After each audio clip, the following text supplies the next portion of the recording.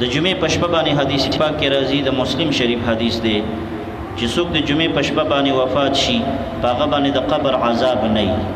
علامه شامی رحمت الله علیه لیکلي دي چې کافر وفات شي د جمعې په شپه نو په هغه باندې یو جمعه او بل جمعه عذاب نه وي، او چې مسلمان وفات شي نو په هغه باندې د قیامت د ورځې پورې عذاب نه وي. کافرم چې وفات شي کافر نوم د جمعې د شپې دا فضیلت دی چې په هغه باندې هر جمعه د جمعې په شپه باندې عذاب نه وي. څومره لوی برکت دی. او چې مسلمان وفات شي نو په هغه باندې د قیامت د ورځې پورې عذاب نه وي. اکثر خلک وایي مړ وي دا خو ډېر ظالم و، د جمعې شپه ول الله ورکړه ولې په ده باندې به عذاب نه وي. الله تعالی کافرم معاف کوي نو ګناهګار مسلمان او لا یسأل عما یفعل وهم یسألون، د الله نه خو څوک تپوس نشي